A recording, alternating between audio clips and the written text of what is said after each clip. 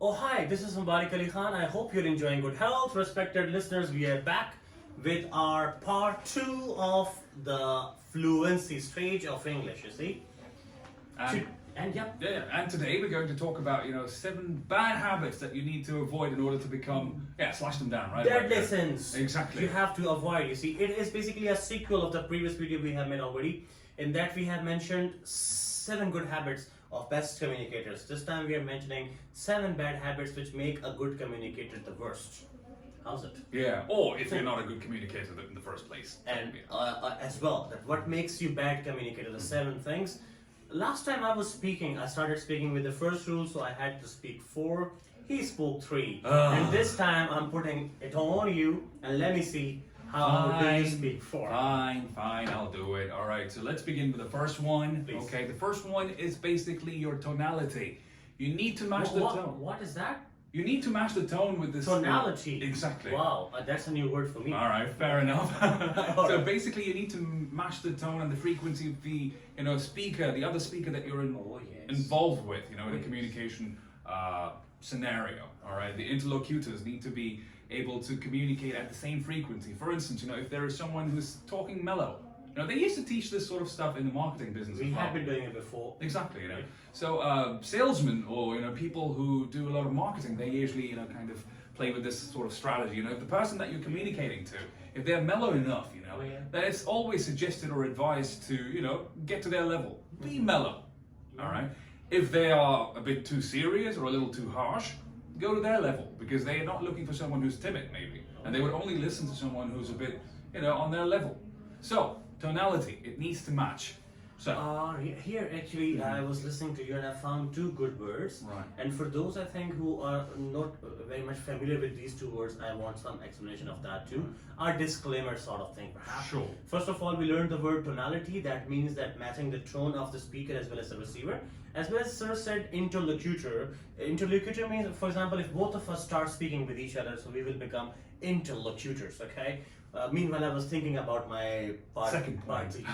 The problem is, you see, when I was trying speaking something. In order to achieve fluency, you have to keep giving something to the person who is listening to you. Then you are hesitant and then you are silent. So tip number 2, or the second major problem of the people who do not speak well, that is they do not give the listener their listening time. They are too fast. They're too fast with that. They blah blah blah blah blah blah. Whatsoever they have to say, they keep going and going and going, which is the worst thing. You may be a good speaker, but if you do not have a good listener, you are not a good communicator. True. Give him his time of listening. Speak in a way he just digests what you have said, and he processes it, and then you speak it. For example, I'm talking to a person who does not speak good English, and I am giving him such big words. For example, arduous, malignant, or maybe obnoxious, or such. Sorry, I took your word. Right. So I'm giving such word to someone, and I know that this person won't be kind of understanding it. I am only showcasing my linguistic abilities. That's a good one. I am not a good communicator. So the best communicator gives the listener the listening time, and tonality is with it. True. Over to you. Agreed. Point number 3. Think about it if you don't know. I need to because I got so much distracted by that point. Oh yeah, you see. It was really good. Yeah, honestly. Thank you very much. No, absolutely, because the point is, I'll just add up to it for a bit. All right. If you're not at the level of the person that you're communicating to, or the crowd, there's no point. Right? You need to be relevant. So be simple, be effective. Okay. Just add it up to it. Oh, so your point is left still. The point's still there. Oh my God! I thought it's on me. I was not at all. in trouble then. Not at all. 3. Number 3. Yep. You need to ensure, for instance, it could come in relevant in circumstances or in situations where you are supposed or you're expected to prepare yourself. He doesn't know what he's saying, I think. Be more precise with it. You see, my audience wants to learn the simple, easy piece of thing. I'll put it, right there. Oh, great. All right? Be relevant. Do your research. Oh yeah. Okay. Oh yeah, that's the good one. Right. That's what I was getting at. All actually. right. So whenever you prepare yourself, whenever you have to talk about something, make sure that you understand what you're going to talk about, and try and focus on what you are saying.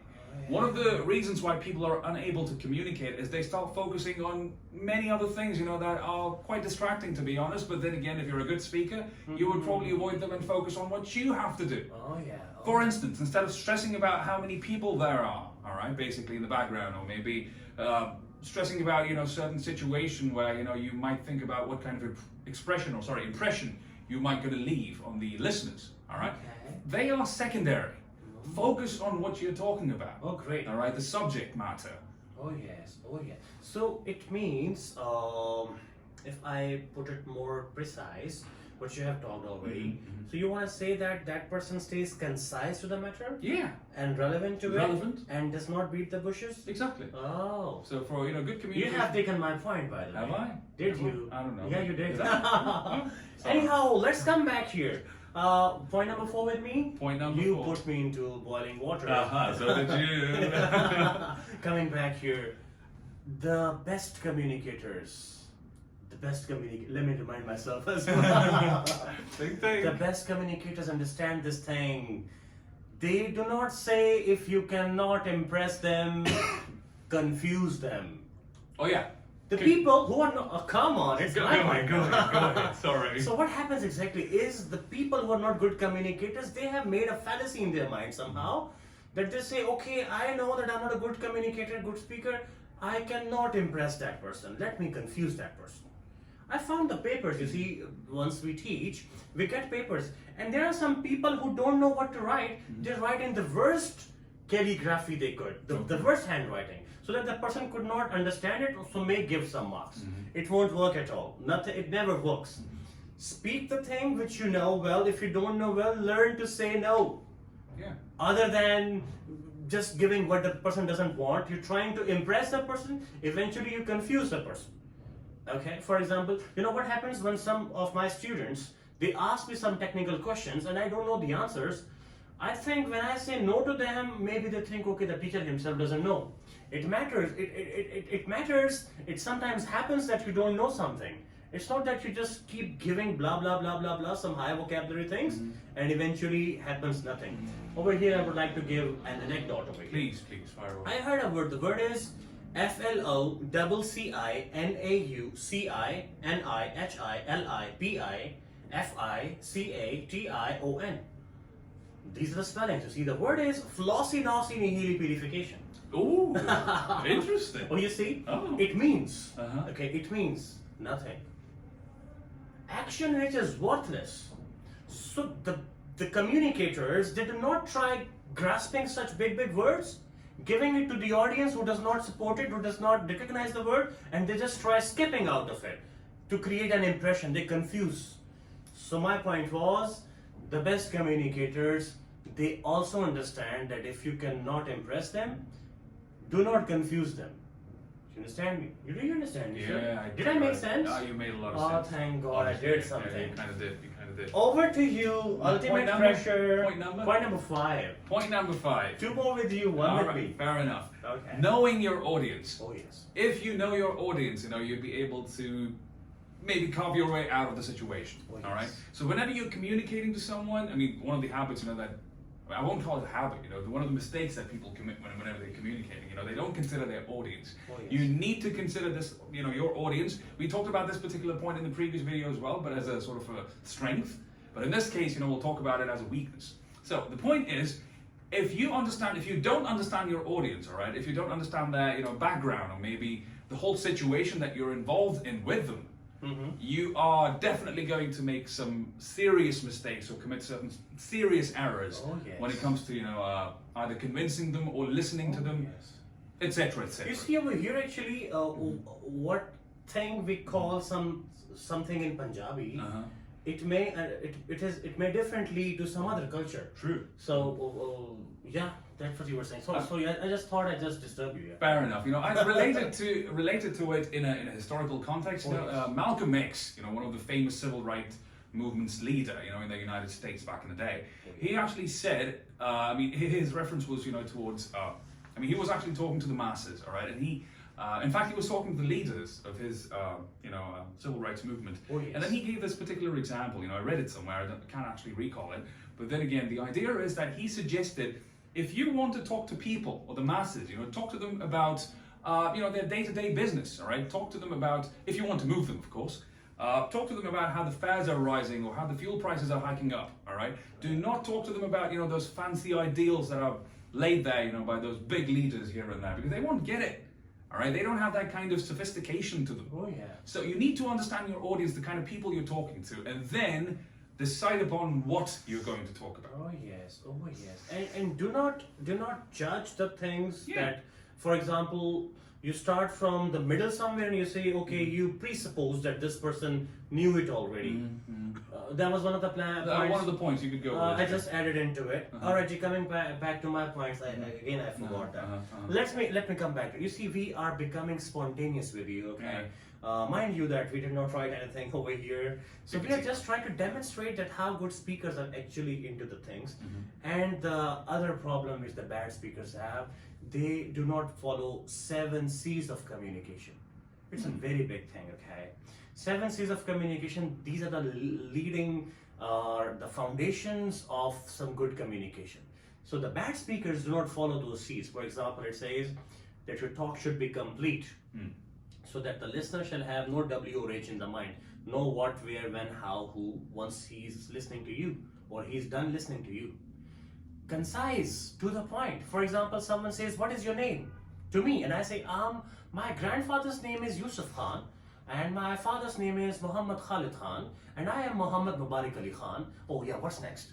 The person will say he has given many Khans to me, and which one? Are you Khalid Khan? No, that's my father.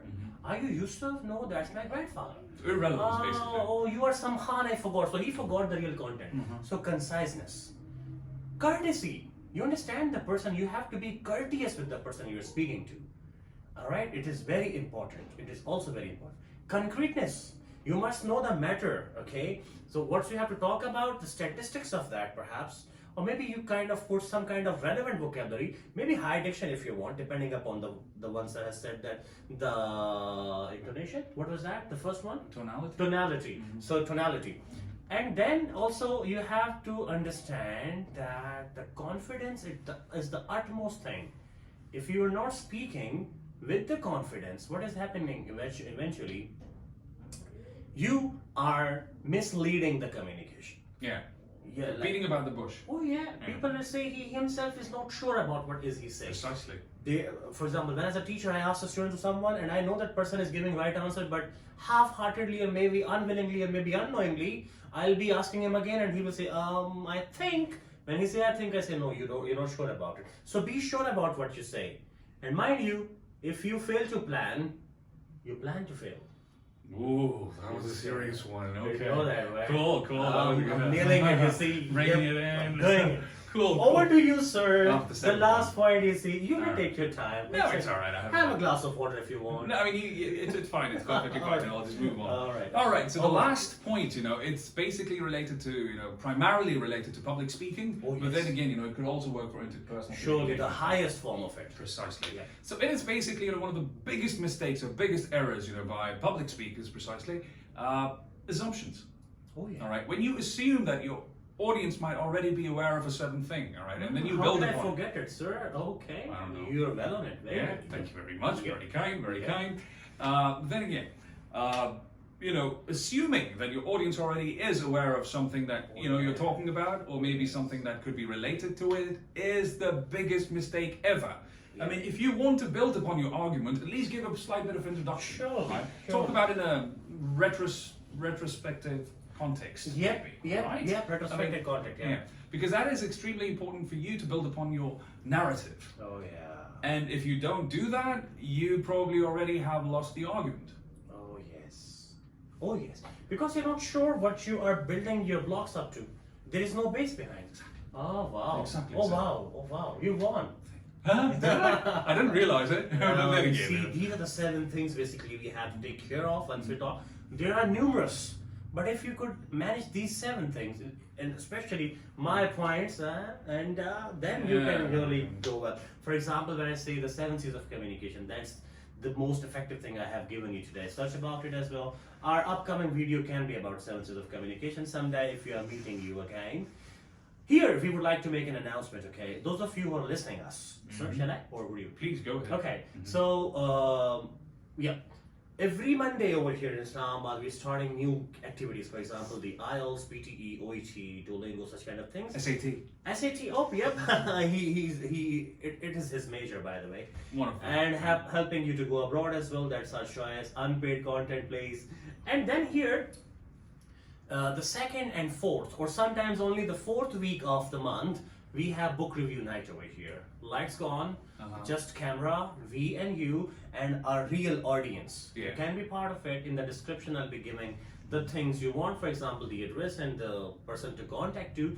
I think that's the best thing we have in our basket. Come here and enjoy with us. And if you're into intellectual debates, and if you're into literature and books and history, all kinds of stuff, you are more than welcome to join us. We'll have debating sessions after those big book reviews. You can bring up your questions, you can think about them, plan them if you've already read the books. Otherwise, you could get the reviews from us.